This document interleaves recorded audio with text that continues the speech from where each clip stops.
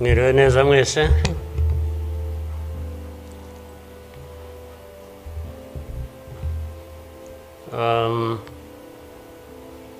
Ngira ngo biroroshye wenda kugira aho mpera.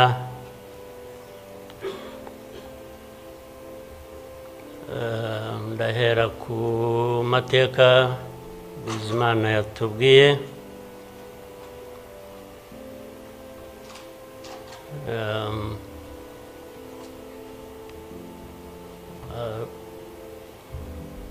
Arambuye afite ibimenyetso ashingiyeho,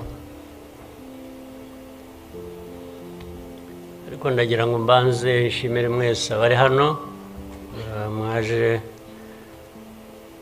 kwifatanya n'igihugu n'abanyarwanda,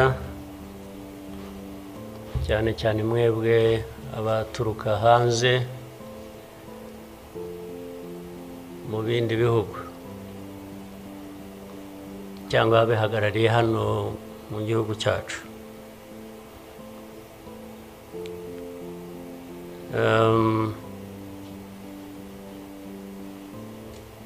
Ndabashimira kuko kenshi ko dusigaye tubibona ko bisigaye biri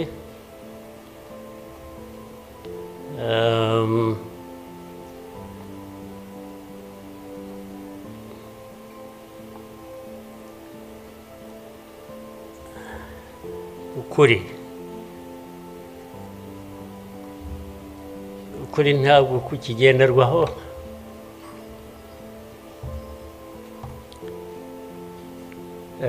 Ni nacyo gituma, ariko reka mvugane, hari umuntu w'inshuti yanjye wigeze kumbaza atari ko wowe nk'umuntu ubaho ute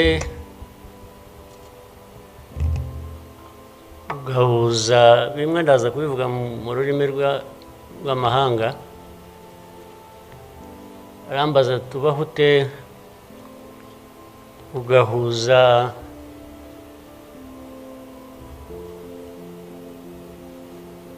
the dark past and the cruel present.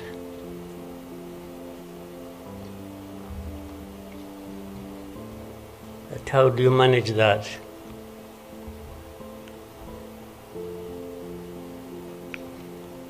Ariko uko nabyumvaga ntabwo ari igihe yabazaga gusa, yabazaga u Rwanda.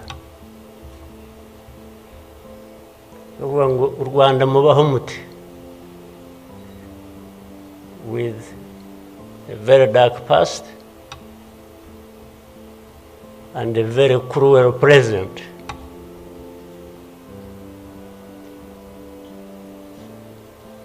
Icyo namushubije nuko from the beginning we were under an illusion that the two were siblings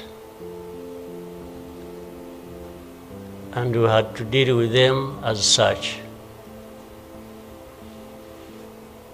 You have to deal with the cruel present, knowing that it is very, very much related to the dark past. They are inseparable. So for us, we have a choice to make.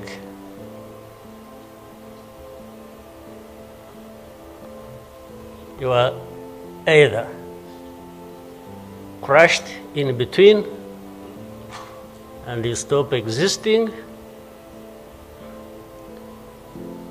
or you stand up and fight.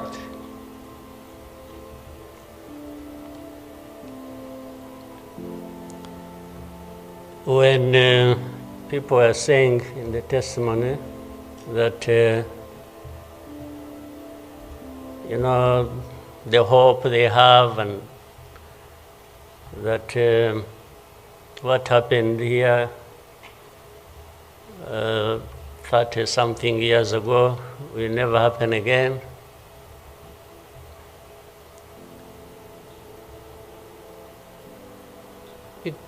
It won't be because of those who were responsible for that dark past will not try again, or are not even trying now again.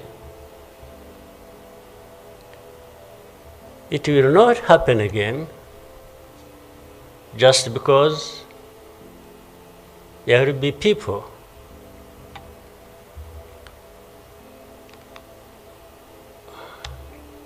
who will stand up and fight.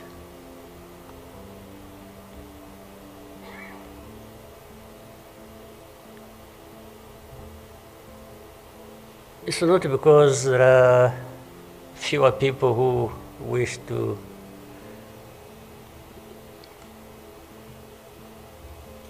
perish or who would have wished us all to disappear, this country to disappear.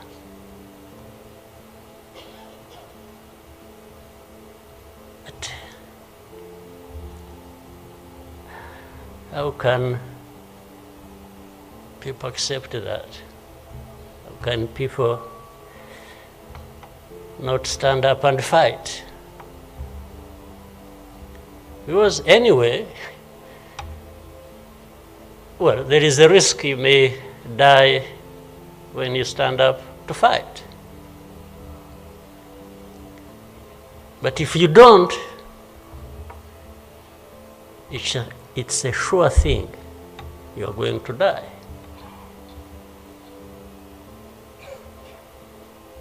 So why don't I try the former? Why don't I try to stand up and fight with the chance that you might survive and live on your life as you want it, instead of giving up and you let people treat you as if for you to live, it's a favor that they are going to do for you. Why?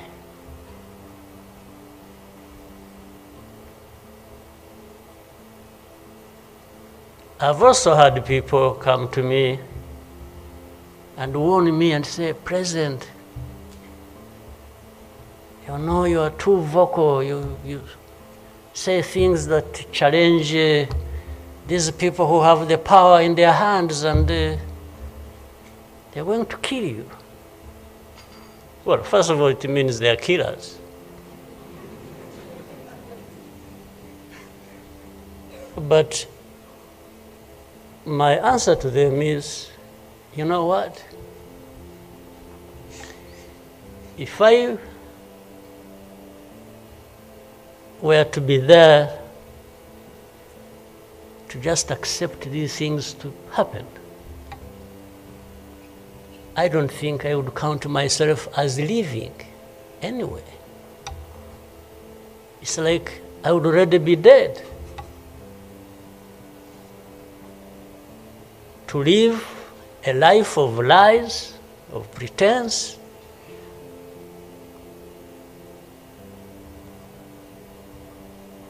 and all my life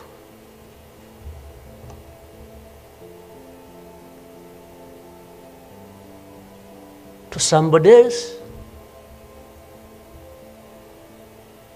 I would be dead anyway. So why don't I die fighting?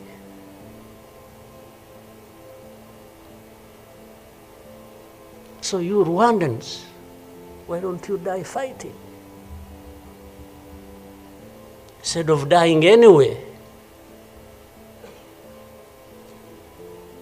just dying like flies. Why? But my message goes to other Africans who live like this on a daily basis, who are dehumanized. And they accept it and they beg. I can't beg to live. I can't beg anybody.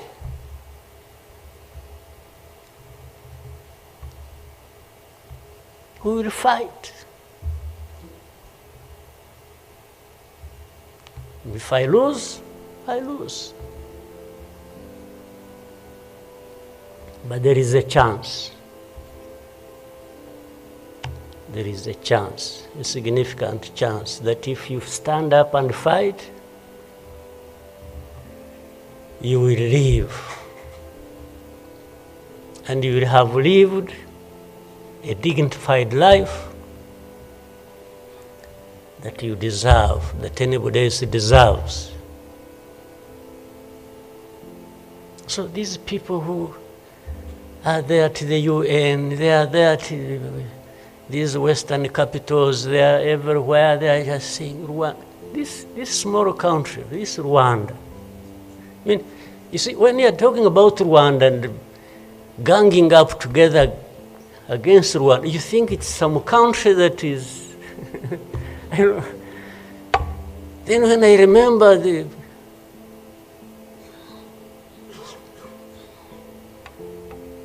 facts about it, I just imagine the world has gone amok.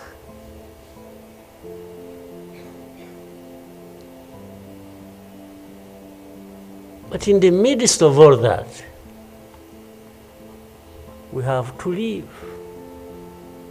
We have to live our lives, we have to fight for that, we have to live the way we want. And I tell anybody to his face to go to hell.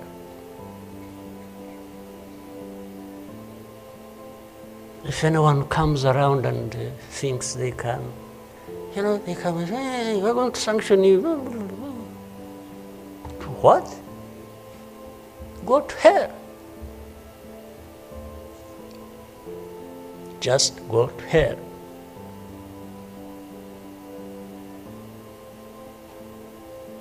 You have your own issues to deal with. Go and deal with your own issues. Leave me to mine. This is the spirit I think Rwandans must have in their daily lives. So my worry is not about how powerful these people are that come down upon us and throw anything at us. I'm never worried about that. I worry about one thing, which has lived on for centuries. It's for Rwandans. It's for Africans who sit back and find nothing wrong with accepting to be treated like that. That's my only worry. When can Rwandans, when can Africans refuse to be mistreated like this? To be told they have no value, to be told that their lives have to be lived as a result of a favor they are being done by somebody else. What a shame for people to accept that even for a moment. You must not accept it. You must get up and fight for yourself.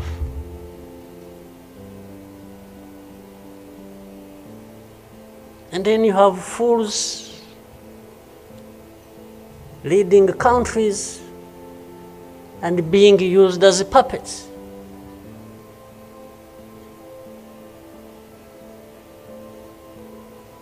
And they are stealing from their own resources, which they should be putting to the good use of their own people and develop them.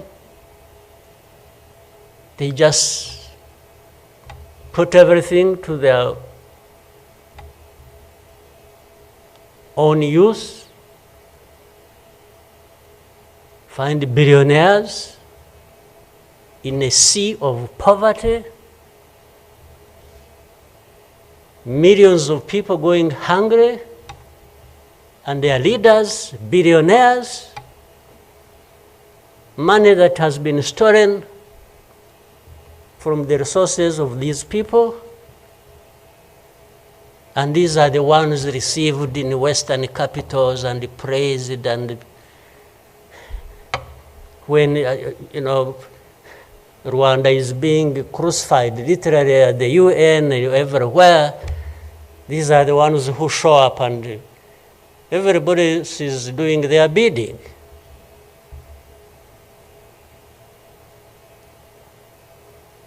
They don't talk. These ones don't even say a thing. There is somebody to say it for them.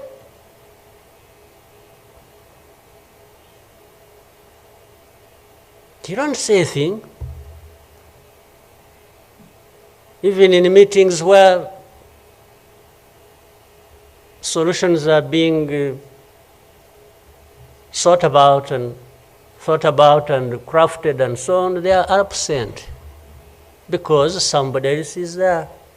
They are addressed there. When their name comes up, they say, no. You see, I see it on a daily basis. Somebody has agents, orders them, pays them to go everywhere preaching hate speech, killing people in broad daylight, setting fire on these people, burning in broad daylight. And when it comes up for discussion, they say, no, it's not this one. No. You see some other people, we look for them. But the person keeps coming up. He says, no, I will take the war to Kigali, I'll remove the government, these Tutsis, we are tired of them, like we were tired of them 31 years ago. Here. And it's okay. These wonderful people, these powerful people who tell us what to do and what not to do, they are okay with that. They are fine with that.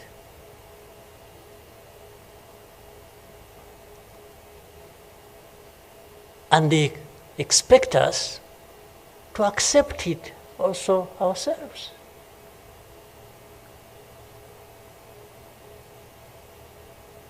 In broad daylight.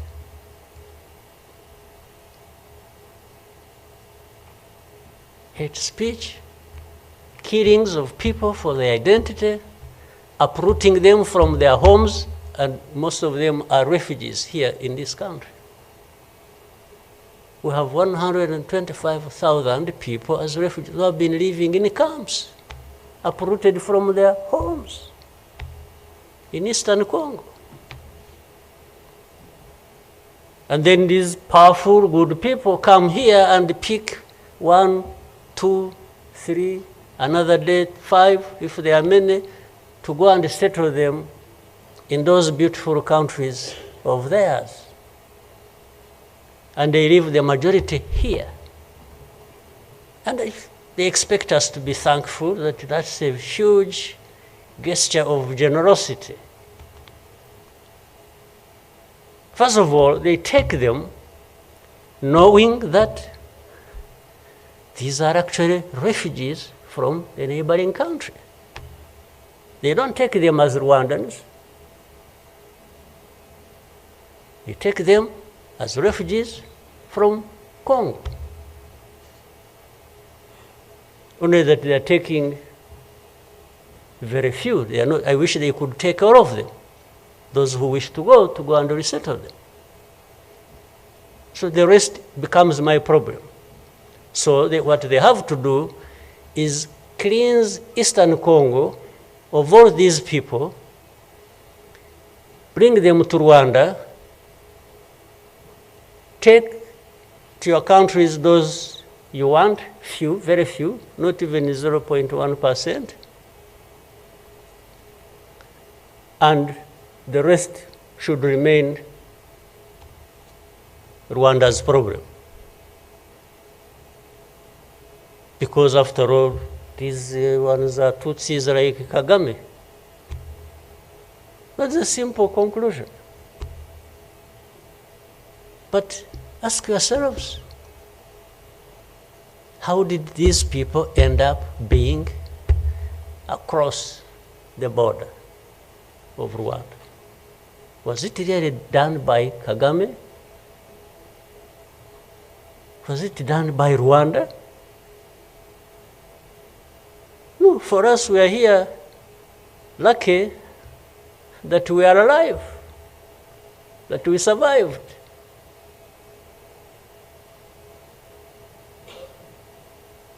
So,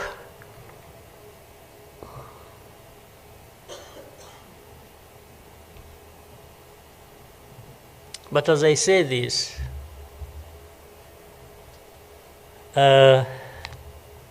even for my sanity and the country's sanity, we have sometimes to just try to do things differently. Meaning, if you want to be helpful, if you want us to be partners, we are happy to play our part, and you can be sure you will find a reliable partner in us, irrespective of what we think about you.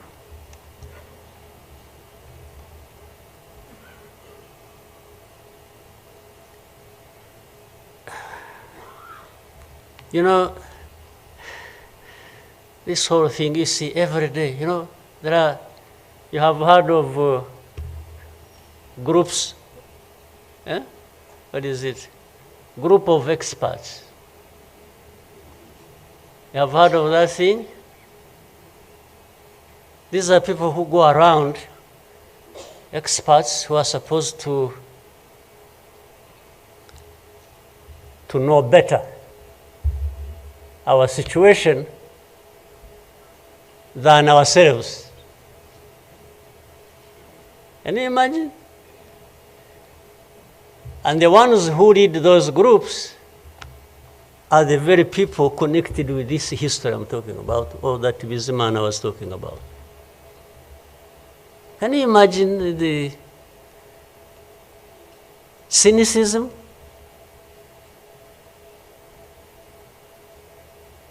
And this expert comes to me and asks me, you know, but this. So the whole thing about genocide, this ideology that has killed millions of people, has been turned into a problem of minerals. You know, it's okay. Let's imagine it's a problem of minerals now. Was it a problem of minerals in 1994? Which minerals were we fighting for here? Just imagine. Which minerals?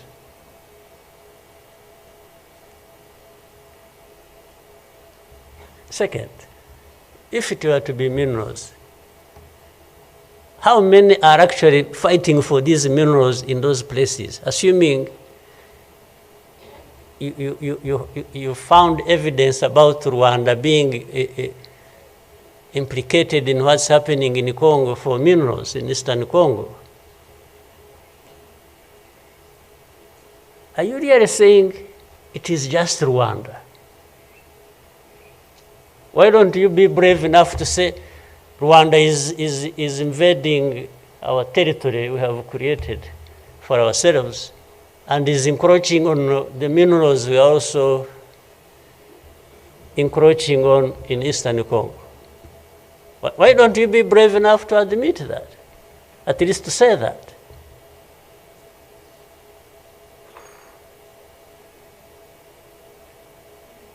Minerals?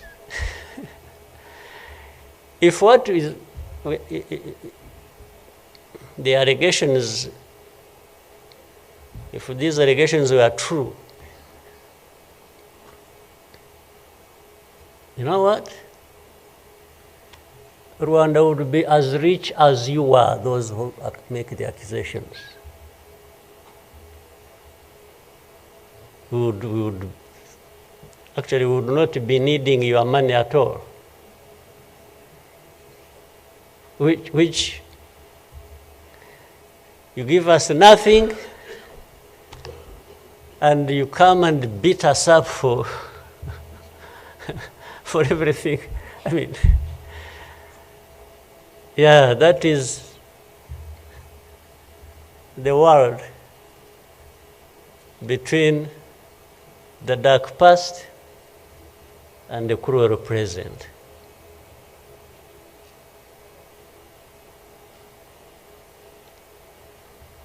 But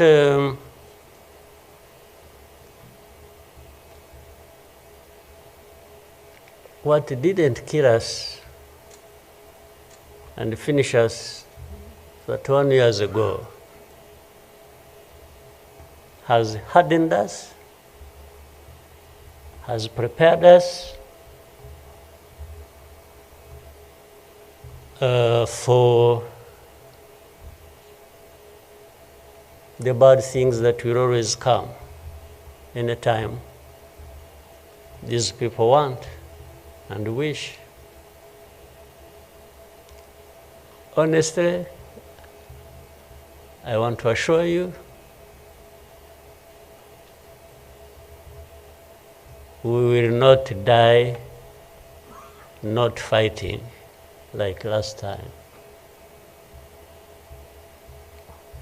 And fighting does not involve invading anybody's territory, does not involve going after something that is not ours.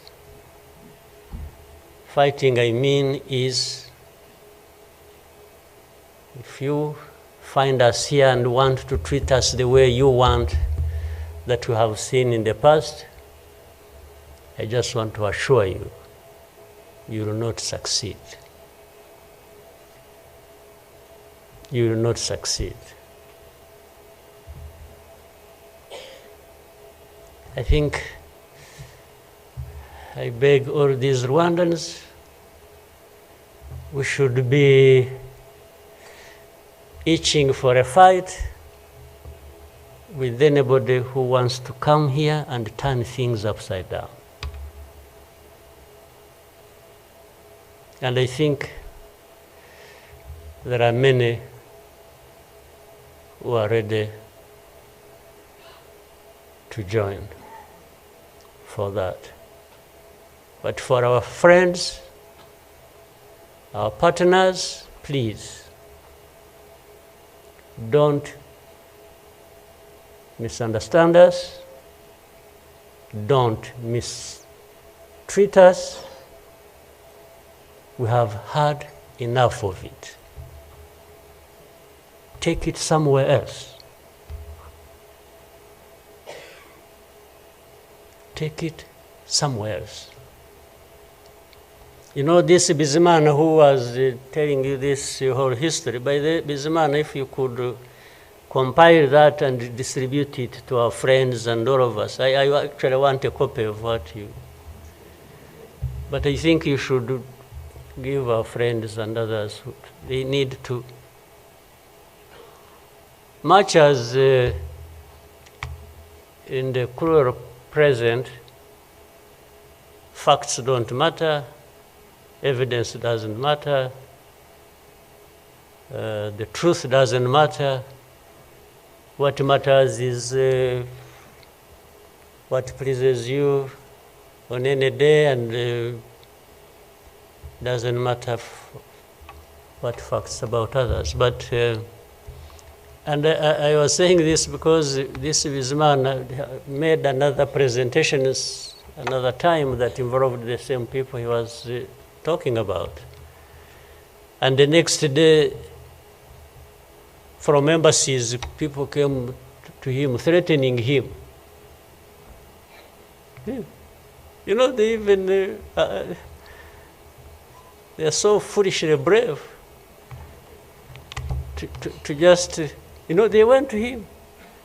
And I think another message went through Foreign Affairs. It's like this man who is saying this, and he was not saying it is not true, but he was saying no for daring to say it, even if it is the truth.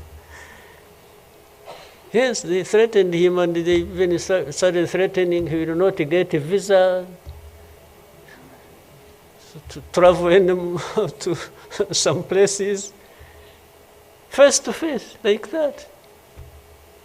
Somebody from the embassy threatening our minister.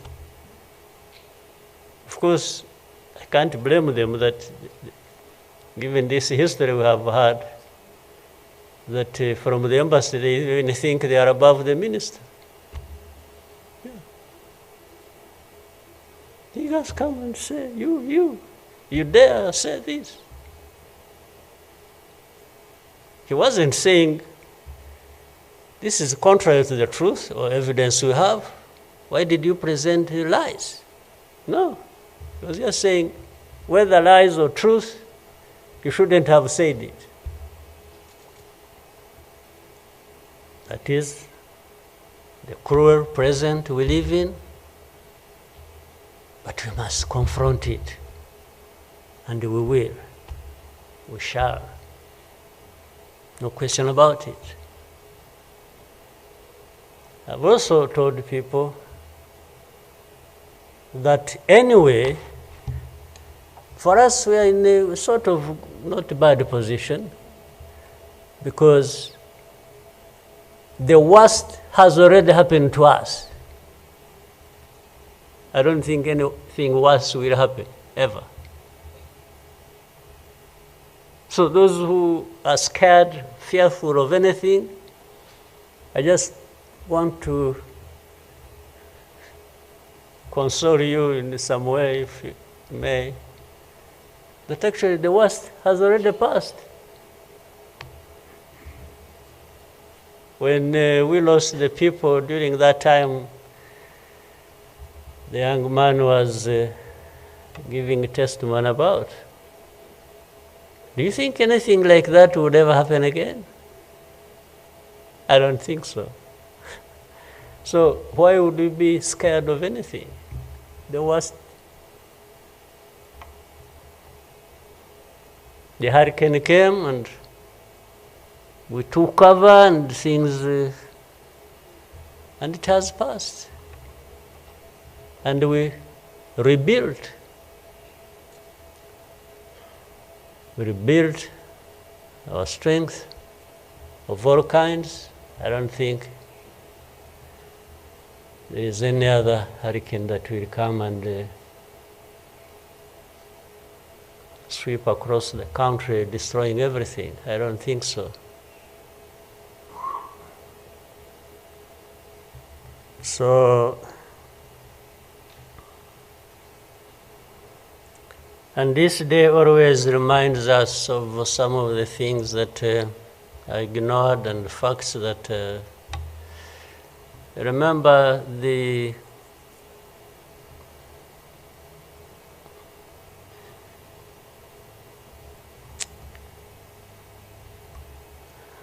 book written by somebody many of you know, Philip Gurevich, with a very long title.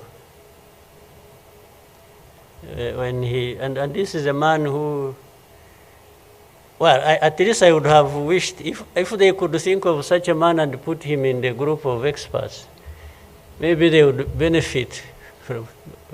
But you bring somebody just because she comes from a country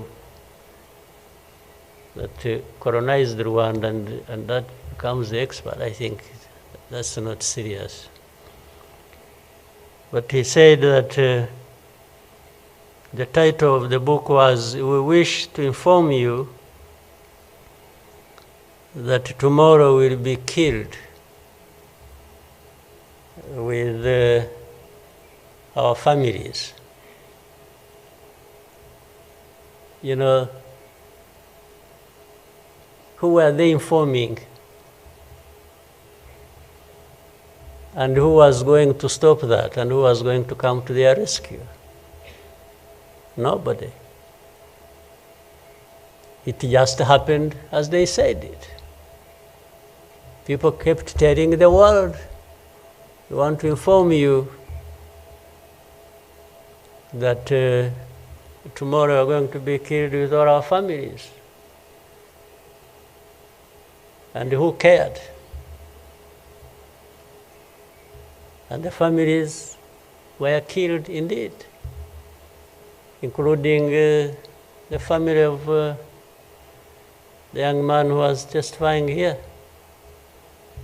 Well, including our families, those of us standing here, who have been demonized every single day about our history. The history where there is a force that always has been attempting to turn victims into perpetrators. So these people who give testimonies and say what happened to them, they are actually now perpetrators. They are no longer victims. So the cynicism I was talking about of what happens in this world is that these very people who barely survived and who lost everything else and their families are now the victims, the perpetrators, no longer victims. That's what the world wants to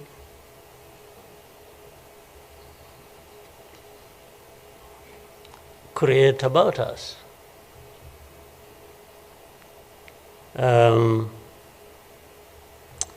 I think I should, even for, again, the sake of our sanity, maybe we'll always, you know, during the war times, to keep my own balance, you know, there used to be battles taking place across the country, militias killing people, RPA soldiers fighting government forces. Sometimes in our movements, we would, one of the commanders would come to me and say, "President, you come and see what has happened here." I went there once and saw a mass grave that they had just dug with caterpillars and been, I think they had put in over 2,000 people. And from that lot, we found 12 people are still breathing. And we got them out. I was told the other day of the 12, I think they lived for some time, and then now they are remaining 7 out of 12. I kept following the story. 7 are still alive. I think 5 died of... But from that moment, I told the commanders that they should never bring my attention to this kind of thing. They should just handle it, and we agreed how they would be handling it. But I should never, I don't even need to be informed or, and the reason was simple. And unfortunately, such a moment of remembrance sort of takes you back into that. But the reason was I didn't want my judgment and my conduct of the war and the leadership I was supposed to be providing to be impaired in any way by the anger, by what you saw. So that's why I wanted to keep my own balance so that we go through so many things. But otherwise, if I kept seeing this, putting people out of a mass grave, and then your mind goes to say, but who is this doing? Whoever is doing this, why is he doing it? He may end up... so anyway, let me...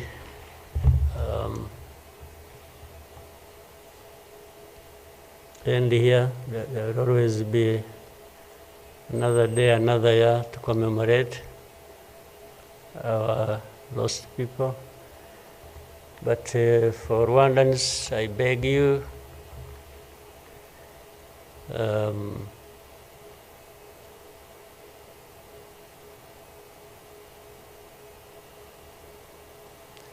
don't you owe your life to anybody else. And please have the courage to deal with the situation and moment as it is. Don't offend anybody,